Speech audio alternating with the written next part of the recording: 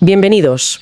Hoy tenemos sobre la mesa un estudio fascinante de un autor, Josué, que se mete de lleno en la primera epístola a Timoteo. Un tema denso, sí. Sí, y lo aborda desde un ángulo que te obliga a replantearte muchas cosas. Todo empieza con una frase que suena genial. Si alguno anhela obispado, buena obra desea. O sea, ¿que querer liderar es bueno? A priori sí, pero el análisis de Josué nos lanza una pregunta de fondo, casi provocadora. ¿El liderazgo espiritual es un puesto de trabajo al que uno aspira o es el resultado pues inevitable de una vida bien vivida? Exacto. Nuestra misión hoy es explorar esa tensión, la que existe entre el simple anhelo humano y lo que el texto llama una verdadera vocación divina. Y lo haremos a través de las 17 cualidades que, según este estudio, definen a un siervo aprobado por Dios.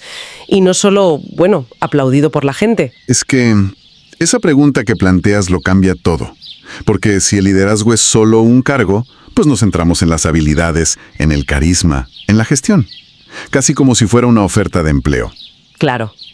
Pero el documento de Josué insiste en que no va de eso. Habla de una vida consagrada. Lo que vamos a analizar es cómo, según esta interpretación, el carácter de una persona, forjado en los detalles del día a día, en lo privado y en lo público, se convierte en la única prueba real de que ese deseo de liderar viene de algo más profundo que la simple ambición personal. Es un cambio de foco radical, del currículum al corazón. ¿Vale? Pues empecemos por ahí. Por esa distinción que es el pilar de todo el estudio, el anhelo frente a la vocación. El texto dice que desearlo es bueno, es un punto de partida válido. Pero, ¿dónde está la línea que lo convierte en algo más? Porque, todos anhelamos cosas, pero no todos los anhelos son, legítimos o puros. Ahí está la clave. El autor lo plantea como dos caras de la misma moneda. El anhelo es la chispa inicial, la aspiración humana. Pueden nacer de un buen lugar o pueden nacer de la vanidad, del deseo de reconocimiento. Es ambiguo. Claro. La vocación, en cambio, es ese mismo anhelo que ha pasado por el fuego. Ha sido probado, purificado y finalmente validado por Dios a través de un carácter íntegro. Es como la diferencia entre alguien que quiere ser un músico famoso porque le atraen los focos. Y el que no puede evitarlo. Justo. Y el músico que no puede dejar de componer y tocar cada día, aunque nadie le escuche en su garaje. Uno es un deseo de estatus, el otro es una necesidad interior. El estudio de Josué argumenta que la verdadera vocación es esto último. Me gusta mucho esa analogía. Entonces, el peligro está en quedarse solo con el anhelo, con el aplauso. El autor habla de ser respaldado por hombres frente a ser examinado y sellado por el Señor.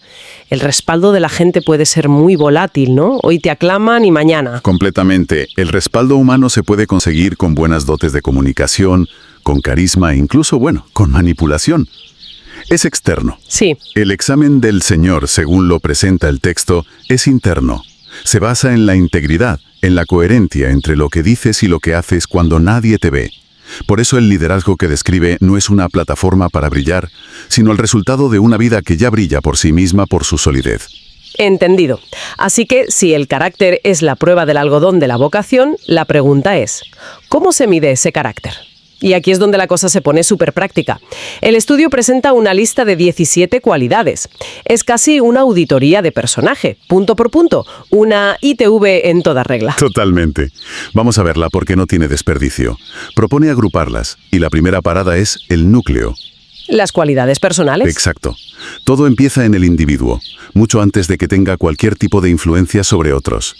Las 5 primeras son: irreprensible, marido de una sola mujer, sobrio, prudente y decoroso. Y antes de que suenen a conceptos anticuados, hay que rascar un poco. A ver. Irreprensible, por ejemplo, no significa ser perfecto, que no ha roto un plato en su vida. Josué lo define como alguien cuya conducta es tan íntegra que no hay un flanco abierto para una acusación justificada. No hay nada que se le pueda reprender con fundamento. Claro, no es no cometer errores, sino que no hay un patrón de conducta vergonzoso o hipócrita. Y la segunda, marido de una sola mujer, hoy podría generar debate, pero el estudio le da un enfoque muy potente. Cita una frase que me parece demoledora. Quien no lo es con su esposa, a quien ve, ¿cómo lo será con Dios a quien no ve? Va mucho más allá de la fidelidad sexual, ¿verdad? Muchísimo más allá. Apunta a la lealtad fundamental, a la capacidad de mantener un pacto.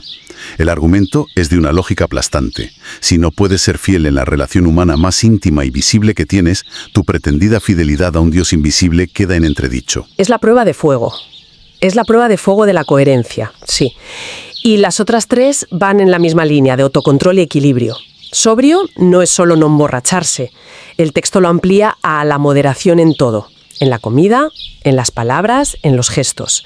Es el reflejo del dominio propio. Prudente es tener buen juicio, sensatez.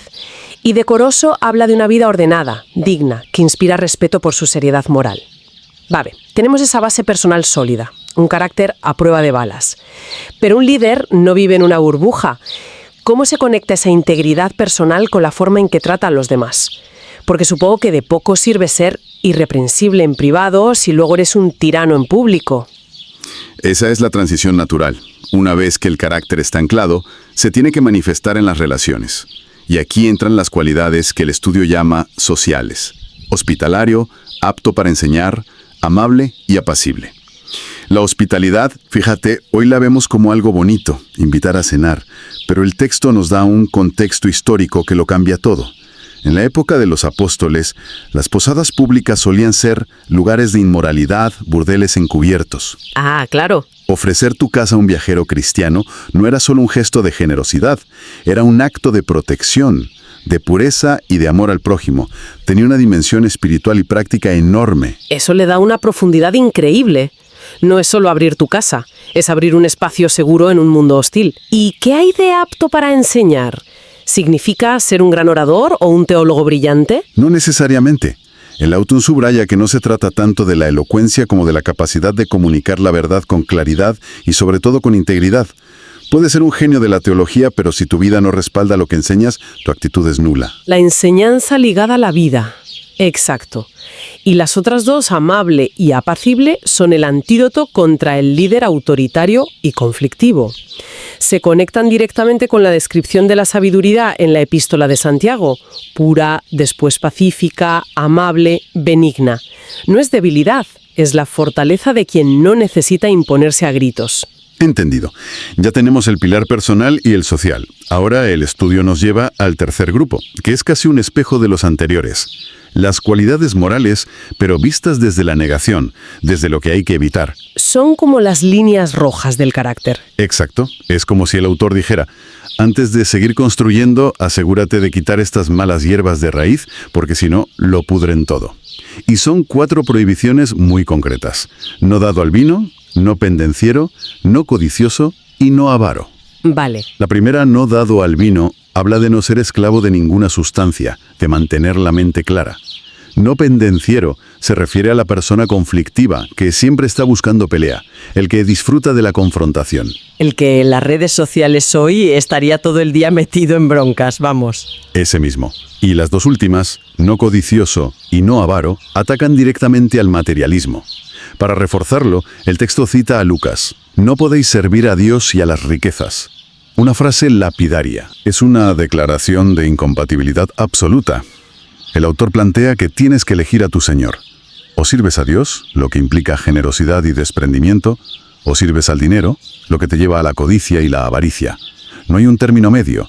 Intentar jugar en los 2 equipos, según esta visión, corrompe el liderazgo desde su misma esencia.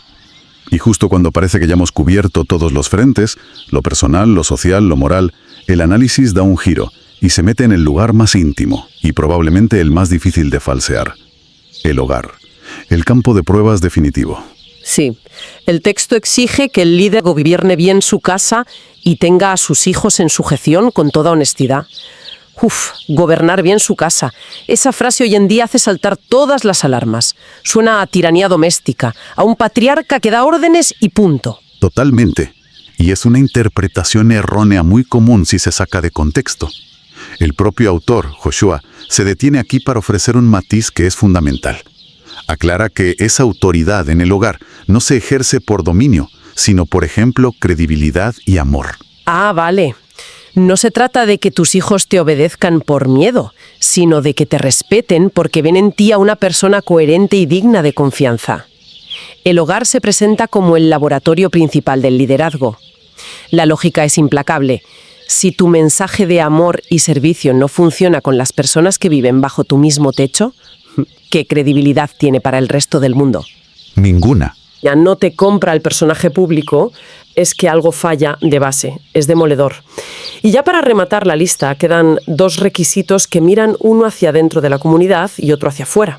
Dice que el líder no debe ser un neófito y que debe tener buen testimonio de los de afuera. Son 2 puntos cruciales que actúan como salvaguardas. No neófito, que significa literalmente no recién plantado, es una advertencia directa contra el orgullo. El orgullo. Sí, poner a un recién convertido en una posición de autoridad es un riesgo enorme, porque como dice el texto, podría envanecerse y caer en la condenación del diablo. Es un llamado a la humildad, a la paciencia y a respetar los procesos de maduración. Choca frontalmente con nuestra cultura actual de jóvenes prodigio y de ascensos meteóricos, donde la novedad se premia. Aquí, la experiencia y la madurez son un valor. Interesante ese choque cultural. Se valora el proceso por encima del resultado inmediato. Y lo de tener buen testimonio de los de afuera. ¿Por qué es tan importante la opinión de los que no son de tu círculo? Porque el liderazgo espiritual no opera en el vacío, tiene una misión pública. Si un líder es conocido en su ciudad como alguien tramposo en los negocios o como un mal vecino, ¿con qué autoridad moral va a hablar de la verdad y la redención? Con ninguna, claro. Su vida fuera de la iglesia contradice y anula su mensaje dentro de ella. El autor lo llama ser un testigo andante. Tu vida es el primer sermón que la gente lee. Si ese sermón es incoherente, no solo pierdes tu credibilidad, sino que según el texto, caes en el descrédito y en el lazo del enemigo.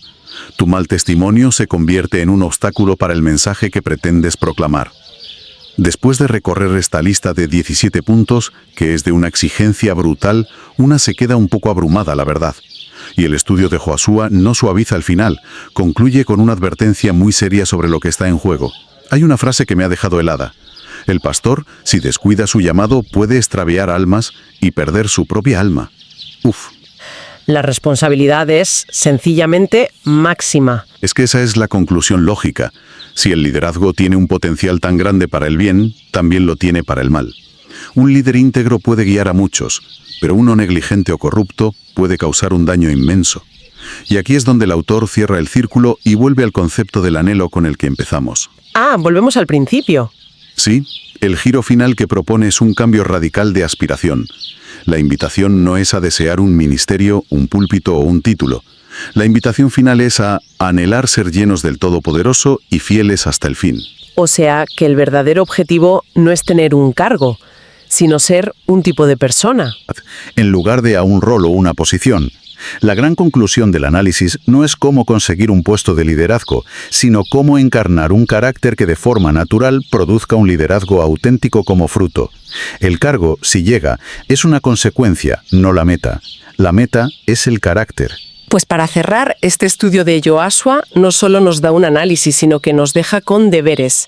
Propone 2 preguntas de autoexamen que creo que resumen a la perfección todo lo que hemos hablado y que son un buen punto de partida para la reflexión. A ver, la primera dice: ¿estoy dispuesta a someter mis anhelos de liderazgo al examen diario de mi fidelidad en lo pequeño y en lo secreto? Una pregunta directa a la integridad, pura y dura. Y la segunda: mi vida fuera del púlpito, especialmente en mi hogar, da testimonio fiel de la transformación que solo tú, Señor Jesucristo, realizas.